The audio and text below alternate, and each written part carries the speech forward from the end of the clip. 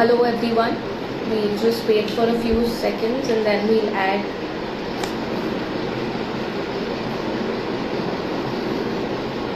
My coffee was amazing. It's a simple black coffee.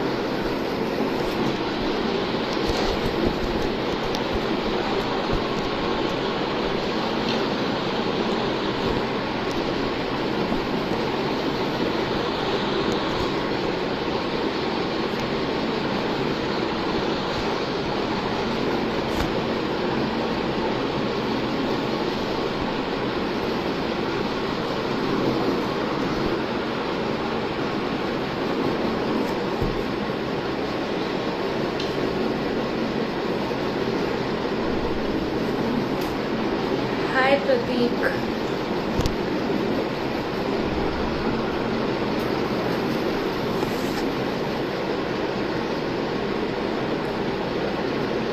Can you all tell me if my sound is clear, if you can all hear me?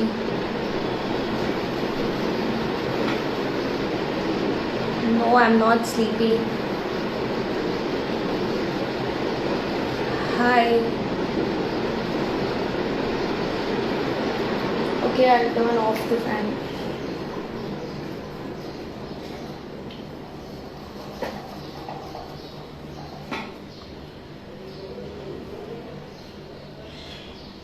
Prateek, tell me if that's better without the fan.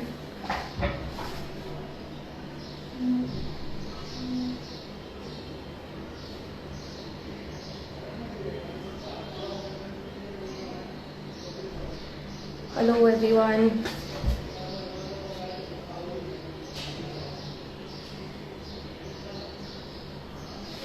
Okay, great. We're just waiting for Shruti and Prateek.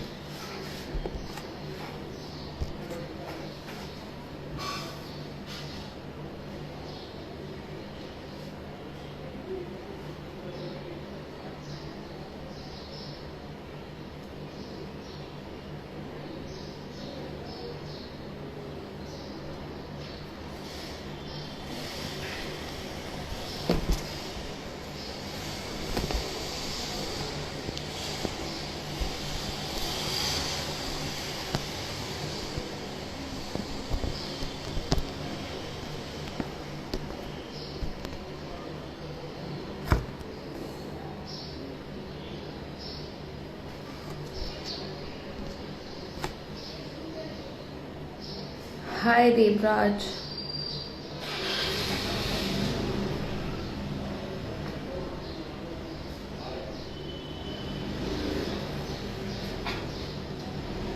This is very awkward for me. I don't really do lives. It's very awkward to stare at the camera. Okay, we have Shruti with us. I'll just add.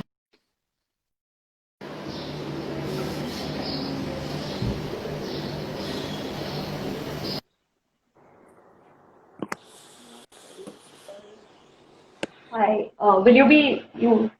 Can you turn your camera? Yeah. Is this fine? Yeah, this is better. Can you hear me? Audio is clear? Yes. Yes. Can you hear us? Yes. It's perfect. Okay. Hi. Okay. So let's start by introducing you. So we have Shruti and Priyesh with us. They're both Hi. psychotherapists, and they're going to give us some tips and tricks to deal with mental health during this lockdown and in general in life. All your questions will be taken and will be answered at the end of the session. Yes, so you all can start, you all can introduce yourself and, however you want to start. Okay, thank you so much for the introduction and this privilege of talking to all of you.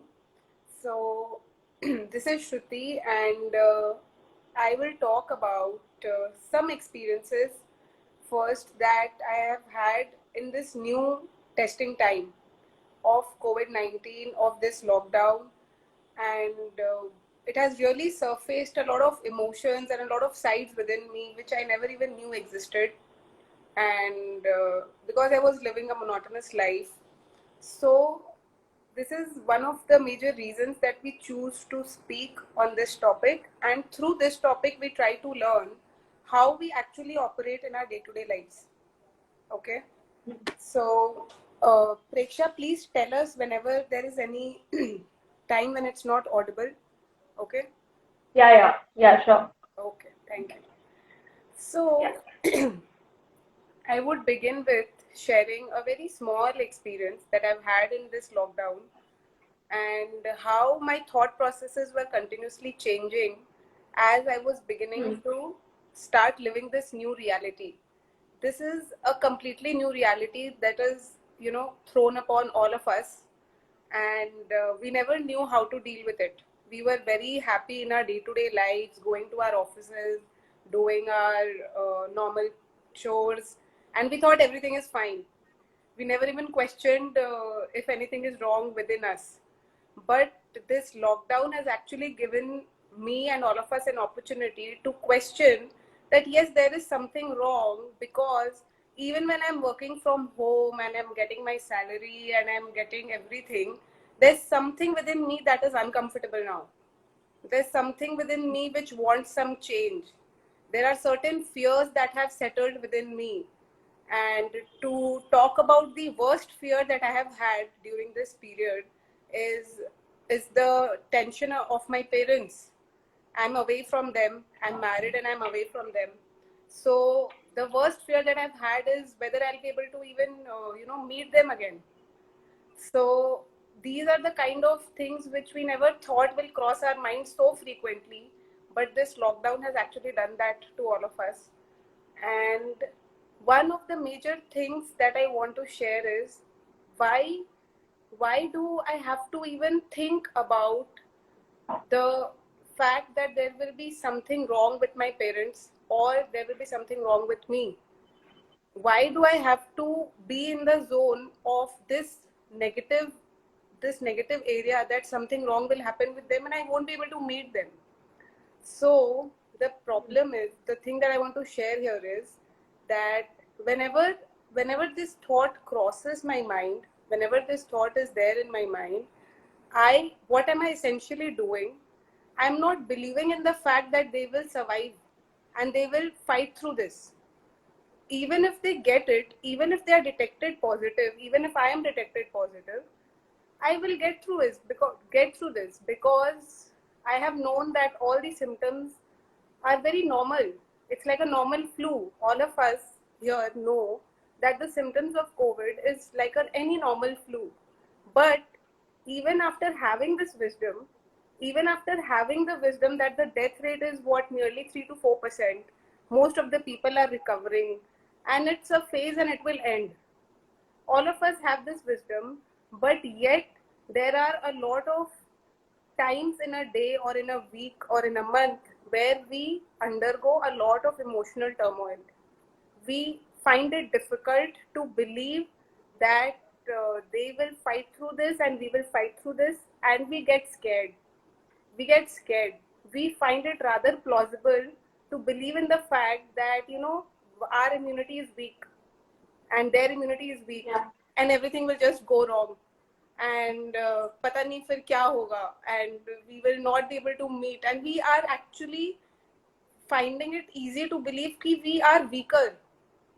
We actually find it easy to digest the fact that we are weak, but we don't want to somewhere believe in the fact that we will fight through it. It's okay. Even the facts that are there in front of us, it's all going to a positive direction.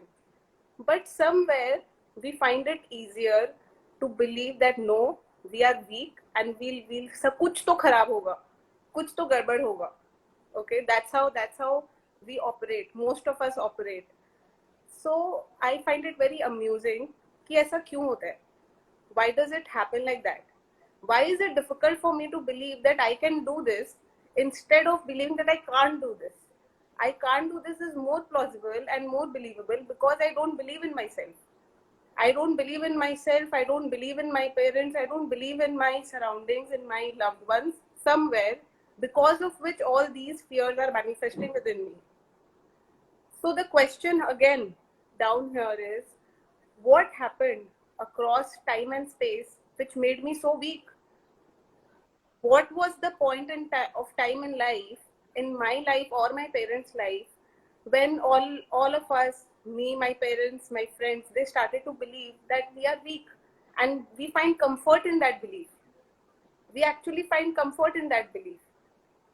And this is actually the route towards anything that we face, whether it's depression, anxiety, procrastination, or anything that, like, I'm mentioning these words because I got these questions from you and most of the questions that the viewers had. So this is the route where everything begins, which is fear. Fear of not believing in ourselves.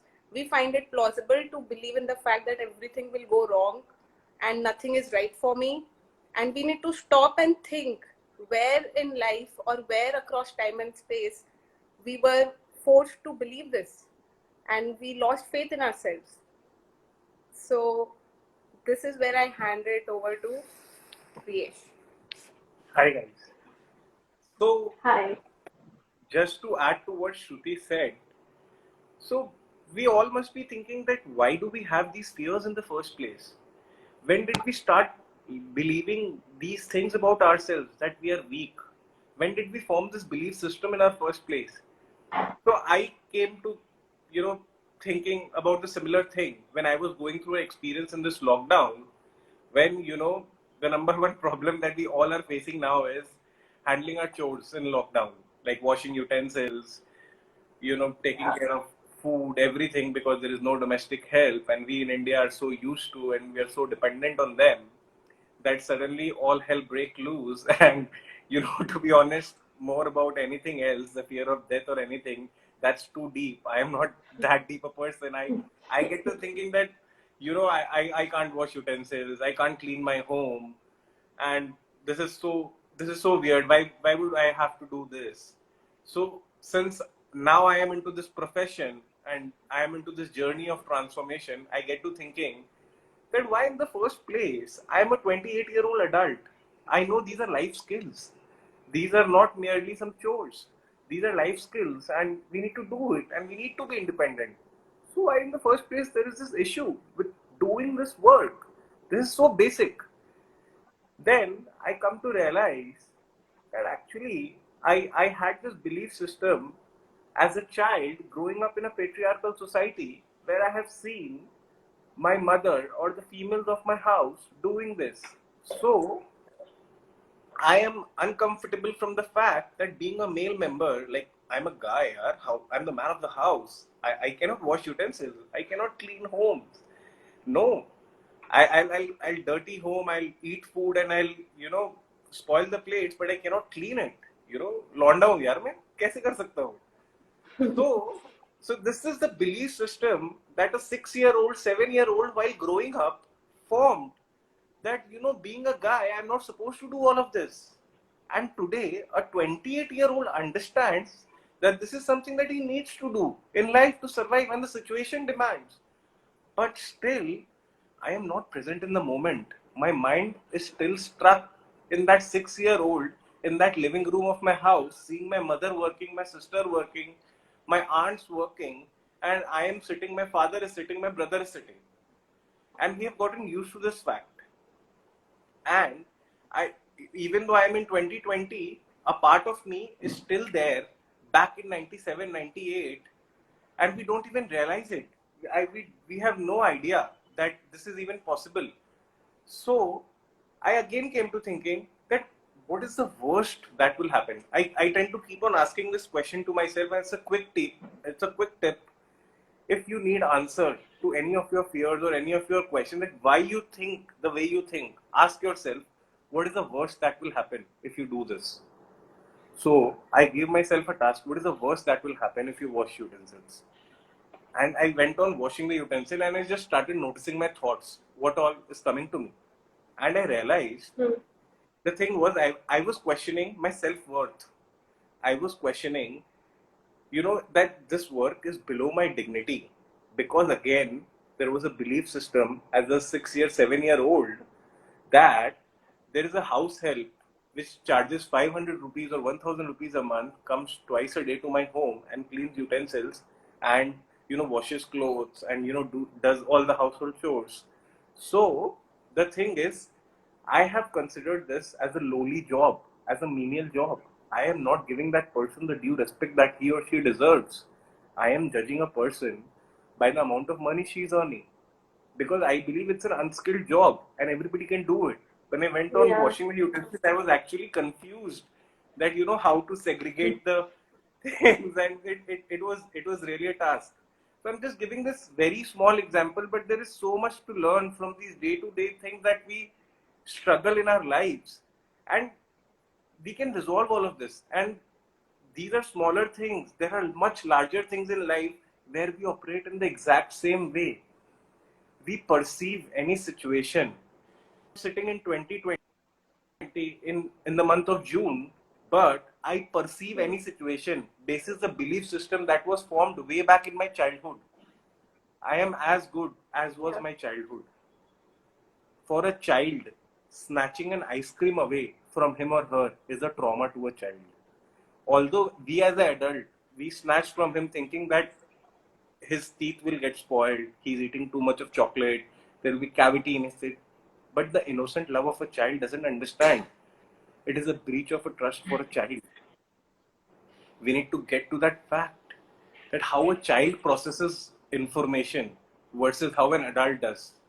When I think of my childhood, when I recall certain situations where I did not feel good as a child, when I think of it right now, I go, इतनी भी बड़ी बात नहीं थी यार. But subconsciously, that thing has impacted me so much that it is beyond our comprehension. And it is only when I went to this beautiful modality known as inner child healing, I was able to realize, like, all my issues. I had issues of procrastination. I termed myself as lazy. I termed myself as too money sensitive. I was always anxious about how will I earn money. Even if I was in a good job, I was still anxious about more money and my self-worth, and my body image issues. All of this as a current 28-year-old, 30-year-old, 40-year-old adult, we all understand what is the right thing to do, yet we fail to do the right thing. Whenever we get angry, whenever we get angry at something, it is not about the adult self. It is always about there is an inner child. We sitting here, we regress back to a time and space in the past, in our experience, and we simply relive that program. There is a program running in our mind and we simply replay it. So there are two quick tips here, which I want to all of you to really listen to and observe. Is that in this example that he has been sharing, that when you wash utensils, when you clean the house, when you do any particular activity, to give this example, actually, what I want to say is any activity that you do, I want you to observe whether you are into the activity or you are somewhere else.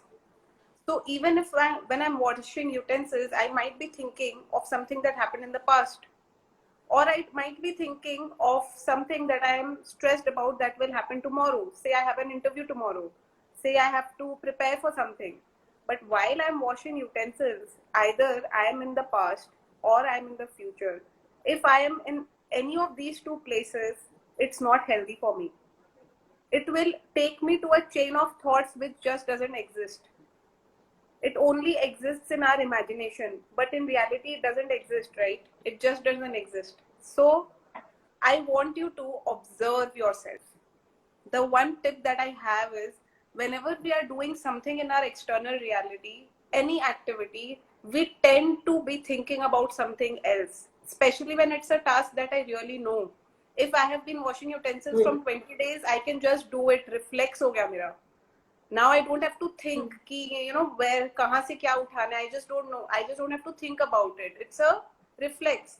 For example, when any of you drive, when we are driving, it becomes a reflex. We can be thinking about something else. We can listen to songs. So my ask here is to observe what happens to you when you are doing any particular activity, and just observe. Don't judge. The biggest mistake that we do is we start judging either ourselves or the character which is there in the story, and we totally mess up. The moment we start judging, we mess up. We don't understand why at all are we thinking about something. We need to go to the cause. If I am not being able to be in my present, if I have to think about my past or future, there is some reason. There is an underlying reason. I was affected by something which is making me worry about something, right? And consciously, even if I don't remember, the fact that I am not being able to be in the present is a evidence enough, is in itself an evidence enough that yes, there is something underlying, there is some cause because of which I am worrying about this. And it has to be without any judgment. This is my request. Please start observing yourselves. Start observing your inner reality. Start observing and start listening to your thoughts without any judgment or filter. This will really be the first step towards understanding why something is happening, if anything is happening to you, if anything which you don't like. So this is the first step, and then you may have questions. Then you may have a lot of questions. Why does this happen? Why am I continuously thinking? It's okay. Ask those questions. Ask those questions to anyone whom you think you know who can answer them. But don't reject it, because I myself have gone through a period of depression. I myself have experienced procrastination. I've done all that. I have experienced all that, and I know it is possible to just come out of it. I know it is possible to live a life which you want to live. So my question is that, like when you said that you whatever you are experiencing right now and however you're reacting to that is is something that you're holding up to onto from your childhood, right? That's what you meant, roughly. yes, yes. Yeah. So my question is that, then what is the fine line between understanding that, oh, because I have heard this so many times, so many people take that as an excuse. Like, if they are angry and they will shout on you and they'll do something and they'll be like, oh, because that is because, I have I seen have it. been, this is my childhood problem, things like Yes. that. And I mean, you can't use that as an excuse, right? So how do you like maintain I, that I line? Like, I get your question. So my answer to this is very simple, Preksha. Okay. If you are this person who is using this as an excuse and is happy with the excuse, then it's your choice. You live your life like that. The thing is, if I am a 29-year-old and if I am shouting in my house, and if I am comfortable with the excuse that yes, I have learned this because I saw this in childhood and maybe I've absorbed everything like this and my reality is this only, if I'm okay with that, if my life seems okay with that, it's my choice and it's fine. The first question which I should have by myself is that there's something wrong. I should not be doing this. And when I have this question with myself, only then there's a path which will be drawn. There's a point where we ourselves need to come to. No one can tell this to anyone. No one can teach me or you anything. If you have the opportunity and the wisdom of understanding that you should not be doing it and an adult should not be doing it, you will question it yourself. No matter even if someone is not telling you, you will question कि यार कुछ तो गड़बड़ हो रहा है, ऐसे नहीं रहना, मुझे जिंदगी भर ऐसे नहीं रहना. yeah. We get that. So if someone is not getting that, and if someone is okay to use it as an excuse, it's his or her choice. It's absolutely fine. Trust me, it's okay. Yeah. Preksha, just to add to that, choice is very important. As soon as you choose, I need to find a solution to it. So we are here to tell you that if you make a choice, there is a possibility. We made choices in our lives. We made certain choices in our lives that yes, we are not happy with the way things are happening in autopilot mode. And I need to take control of my life. I need to go back to the depths of my subconscious and find out where, when happened, and how to release that trauma from my body. So choice is very important. And I think now it is becoming more of, it's becoming a live session on how to wash utensils. So I will come back to the main topic, COVID. And, you know, to be honest, so the topic was, is COVID the real issue or the fear of COVID? So COVID is the external reality, the physical reality. It is constant for everyone, right? The fear of Yeah. COVID is unique to everyone. It is the inner reality. We all are unique beings. We all are unique beings. So we need to ask ourselves, what is the worst that will happen if we get COVID? So I got this answer that maybe I'll die. So I asked Yeah. myself again, what is the worst that will happen if I die? Then I won't receive love. I will be lonely. I don't know. I think life will end here. So I it is it is that I only think about myself, that I don't know what will happen to my parents, what will happen to my family. I mean, it's the end of everything. Then another worst fear came in. What if something happened to my loved ones, my parents, my family, my brothers, my sisters? Again, the same thing. I will miss them. I will not receive love from them. The ask that we all have is love. Every human being, we are wired to feel love. We define ways to give and receive love. We all have our own language of love. We, in a patriarchal society, we males define that we need to provide for our families. So we earn money and we think we're giving love. Hence, we don't need to do anything else. My language of love is, if I earn enough money for my family, I'm providing for my family. That is my way of giving love to my family. As a female, we have decided as a society that my mother will cook food, and that is her way of giving love. My mother will take care of the entire house. So as females, it is now a responsibility which has been passed on to generations, even if the current individual is unique. The boy might like to stay at Yeah. home and the girl might like to go out and work. We are all seeing, and Yeah. as we are evolving, these are the problems that we are dealing with. All the relationship issues that all the current couples face is because of that. We try to find our mother in our wives, and the wives tend to find their husband. You tend to find their father in their husband. But we need to identify the correct roles that we have assigned to people. She's your wife for a reason. She's not your mother. So don't have the same expectations that you have. So, so here I want to say that maybe all of us know this somewhere, but the issue is we don't know how to segregate this now. Our default programs are running like this. Our default programs Yeah. are running like this, which is actually creating these fears and everything, which is actually stored. We have become like that.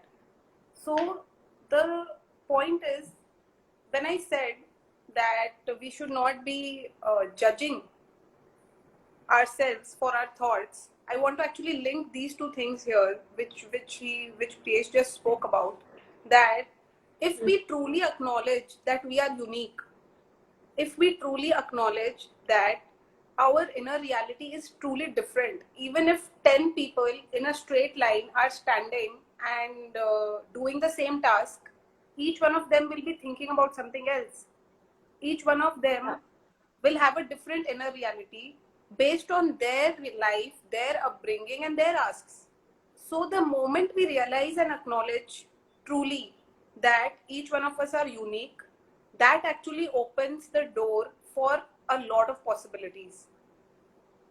Once we don't try to fit in to the definition that we have been given, and it's a very strong definition, it's difficult to break through, but the first point of realization is that yes, I am unique, my thoughts are unique, and they are my thoughts unique to me. So how can I judge myself for my thoughts? I have been given this life and these thoughts for something, for some reason. There has to be some reason behind my thinking mechanism too. So the moment we Yeah. acknowledge, we actually get a window, a portal, an opportunity to see ourselves in a better way, to find ways to, tackle situations differently, feel content and calm. There are a lot of positive feelings that will come if you just acknowledge this, and if you don't judge yourself for anything that comes to you.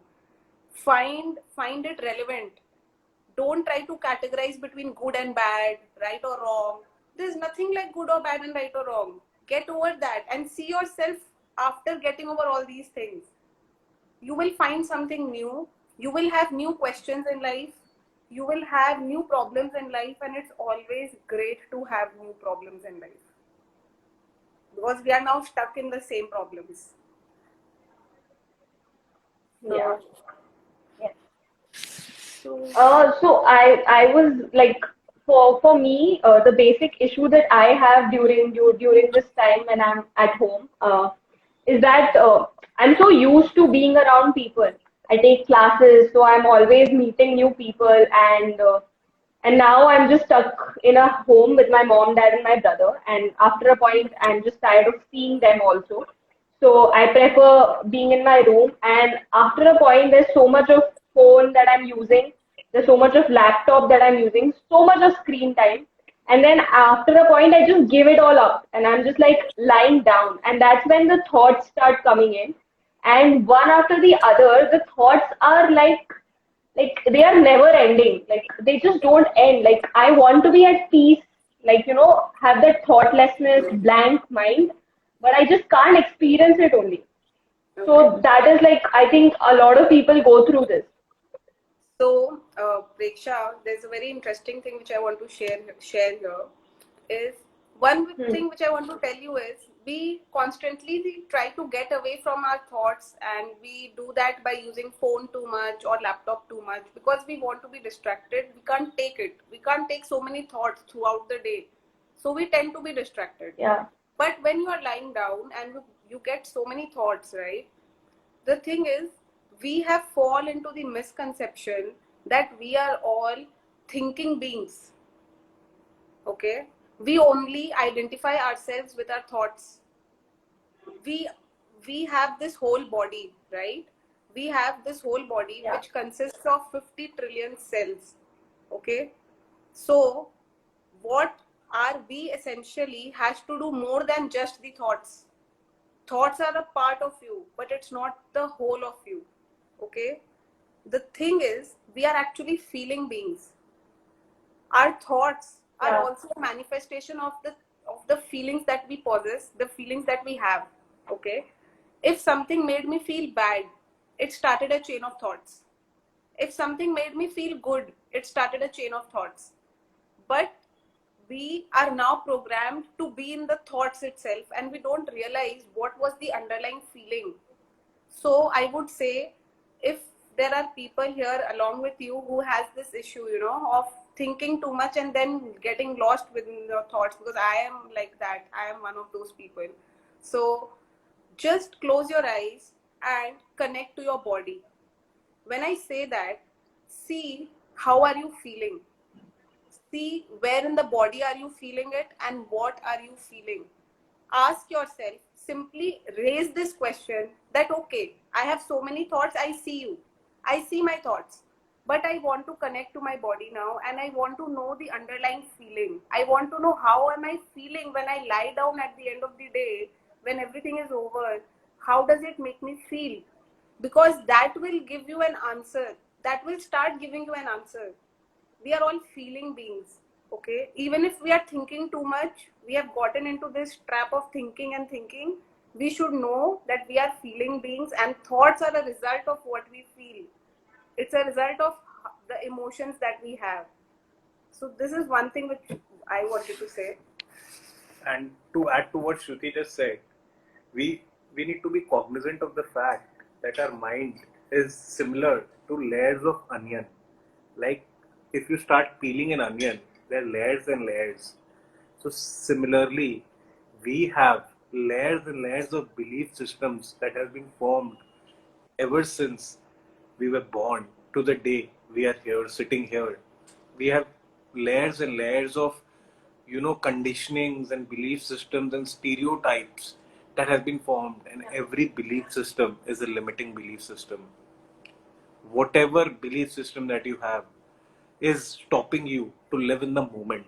We all have heard that live in the moment, be in the moment. I will tell you the meaning of why it is important and how you can do it.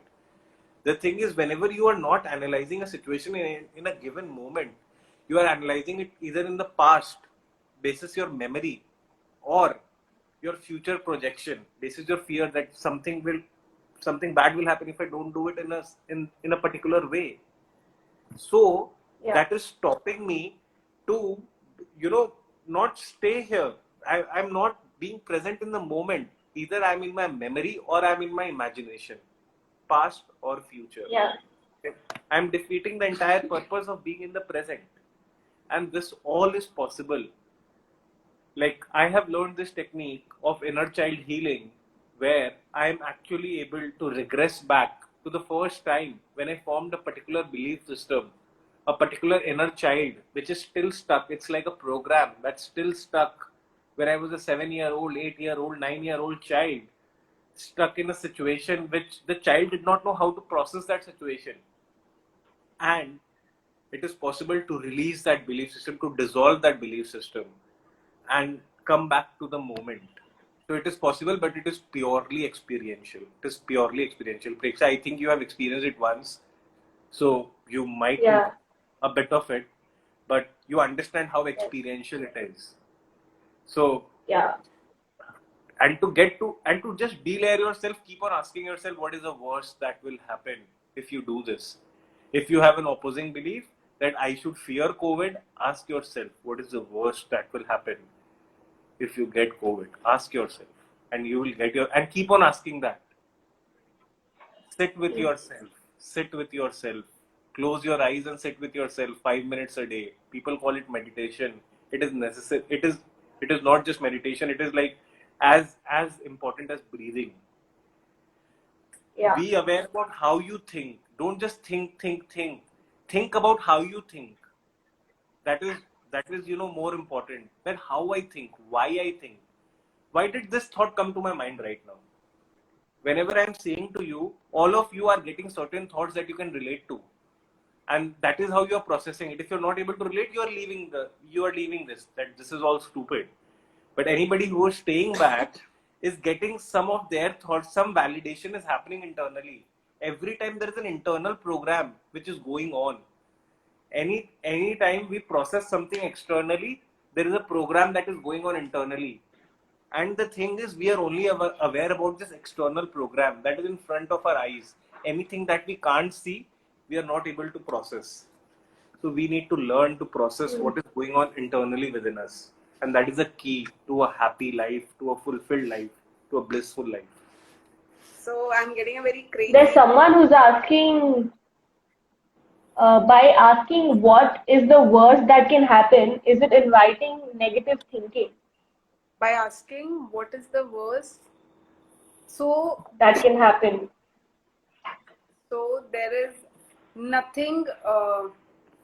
Okay, So, fine. You so take the this. thing is, I'll take the liberty to answer this question.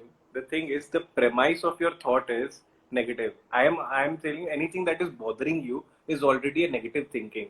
So you are not inviting negative thinking. You are just delayering it Catering. and going to the roots of it. The thing is, just like this question, we fear that if I go deep inside this, I will invite negative thinking, and we tend to reject it, and it gains power. It's like we are feeding them.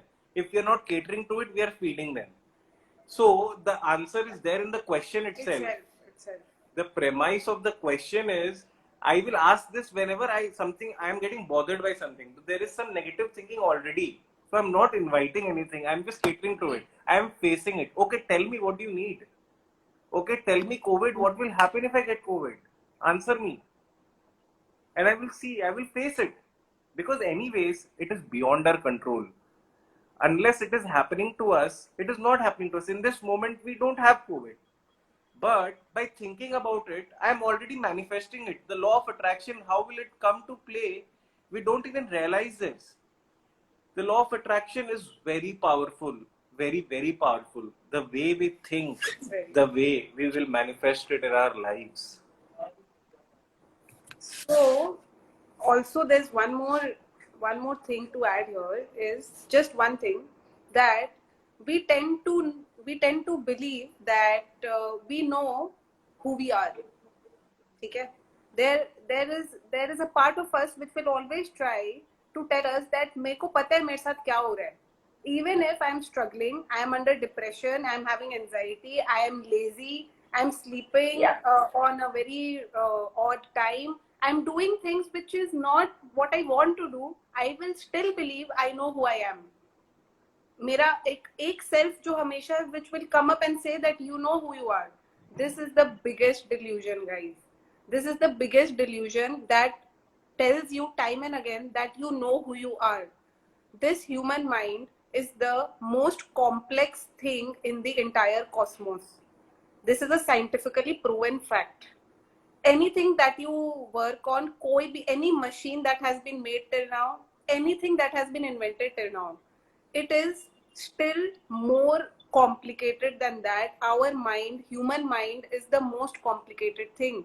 So if you think that you have already delayed and understood it, and if you think that you know how it's working, that is the biggest delusion. So it's always better to honor this fact that yes, I have been given faculties in the form of a powerful brain and this body, but now it's time to understand the power and use it wisely instead of being in the delusion of knowing it already. How many of us have truly sat and thought about this fact that yes, I have received this human form of being, which is like the biggest privilege, right? Being born as a human is the biggest privilege. And we have been given the faculties of having an excellent brain, we have an imagination, we have all the memories inside us stored within our subconscious, we have this body, we can think, we can talk, we can do crazy things. But yet, we don't sit and think of the fact how are we using these faculties? Are we even aware of the powers it possesses? Are we even aware of the capabilities we are born with? We just divert. We have actually diverted from the whole power that we have, and we are living in the delusion of already knowing it. That is where the core of the issue is, that we tend to feel that we know ourselves, and we don't give ourselves an opportunity to explore that who we truly are. So again, it comes to the choice. There is also a common belief system that these are the things that you should do when you are maybe 50 or 60 or when you retire. When you retire. Like, Yeah. for yourself when you retire, when you have done all your duties. But the most fundamental duty is to understand the thing that you are living with day in and day out. Like Sadhguru fondly gives an example that if you get a new mobile phone, you read the user manual as soon as you get it, or at the end of your life, or when you throw away your cell phone. The thing is, if you have got a human body and mind, you need to work and understand it as soon as you can. The sooner you understand it, the sooner you crack it, the more you will be able to utilize it to its full potential. So we have a question, I think. Yeah, why is that human mind is wired to look negative in situations? So there are. So I will give first an answer which is non-technical and which will be easy to understand. Okay. So there are ways to actually answer this, which can be a biological aspect, a psychological aspect, but I will still try to answer this so that you understand. So what we are essentially is 50% of what my mother is and 50% of what my father is. That's how I'm born. My cells have been divided and processed, and I now am 50% of my mother and father. It's like me, I am a part of them, they are a part of their parents, and this is how the whole the whole generation, like the whole being of me is created. Okay. So my cell will contain the memory of what they have gone through in life. Okay. This is what the field of epigenetics has proven now, that each cell has memory. So their experiences are stored in my body as well. So the kind of life they have led, the kind of life my parents and my grandparents and their parents have led, is directly impacting me all the time. It is directly impacting me subconsciously all the time. So why do I think negative in situations is, for example, for me, I know my parents had a tough life. It was difficult financially. They had to compromise on a lot of things. When I look further back, it is even worse. And if I look further back, it is even worse. So they have had experiences which made them negative. They had to think in a negative way, and they thought life is to be lived like this. If I don't think negative, I won't be saved, maybe. I won't survive. I will not even survive if I don't think negative. They always had to stress about something. So it's a default program that I'm born with, and unless I look at it, it will stay as a default till the day I die. So if I look at it, I can choose to change it. I can choose to dissolve it completely. I can invite new wiring in my brain, which will automatically happen the moment it dissolves. So the reason is we are born with this default program, and that is why it's prone towards a negative mindset. And just to add to this, I will just rephrase your question. I will correct it. We are not wired to look negative in situation. Our experiences define it. We are wired to not look anything in a situation. We are wired to look basis our experience, and basis the frequency we are vibrating. I will give you an example to understand this. If you are in a good mood and somebody, uses bad words, or somebody even abuse you, if you are around your friend, you are in a good mood, and if your friend abuses you, you don't mind it, right? We all use slangs and we are comfortable with it. But if we are if we are with a stranger or with someone whom we don't like or we are not very comfortable with, our guards are up. And if in the same situation somebody uses slang language, we get offended. Why is that? Our frequencies were different. When I was with my friend, I was at my comfort. I was vibrating at a higher frequency. So even out of a slang, I could derive that love, that connect. That ये तो बंदा मेरे से प्यार करता है, तो प्यार से गाली देता है मुझे. But when I am with a stranger or when I'm with an enemy, my guards are up. I'm not that comfortable. So my frequency is lower. So even if he says good thing, I will find it hard to believe. Or if he uses slang, then I will lose my cool. That how can he even do that? So we are not wired to look negative in situation. That is again a belief system that you have formed, that we are wired to look negative in a situation. So yes. So Prateek has a question. we I had know, another, I don't know. Preksha, we had another question before this as well. Okay. Just see. How to change your unhelpful belief system? Okay. So first point is identification. Okay. First point of changing something is identification. So first question is actually, how do we identify the belief systems?